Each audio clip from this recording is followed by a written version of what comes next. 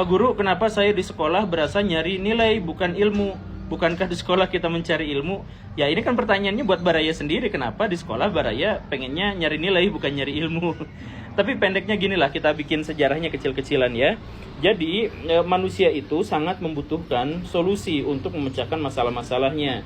Nah, solusi itu ternyata hanya bisa dicapai kalau misalkan kita mengalami pengalaman tertentu.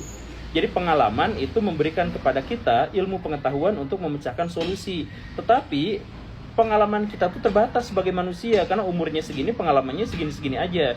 Maka dibutuhkan sebuah lembaga yang bisa menyediakan banyak pengalaman dari orang lain untuk dijadikan pelajaran sama kita. Misalkan, kita nggak perlu tahu bahwa sianida itu beracun dengan cara mengalami kena sianida, kita nggak usah. Cukup lihat orang lain yang mengalami itu, maka kita tahu bahwa itu beracun, maka solusinya adalah kita tidak makan sianida itu, kan begitu. Jadi maka orang-orang kemudian berusaha mengumpulkan berbagai pengalaman dari orang lain, diberikan kepada individu. Itu namanya adalah sosialisasi.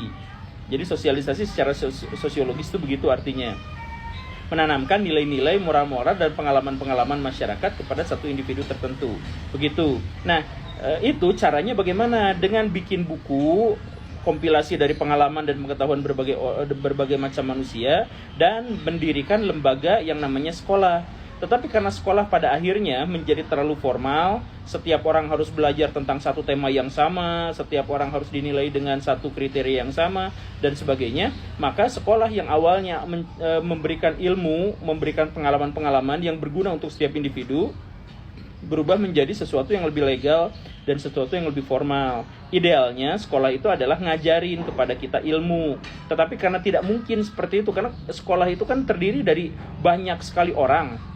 Karena banyak orang pengalamannya berbeda-beda, yang mereka butuhkan beda-beda. Jadi prinsip dari sekolah itu adalah pukul rata aja kira-kira pengalaman dan pengetahuan apa yang paling dibutuhkan oleh masyarakat secara umum.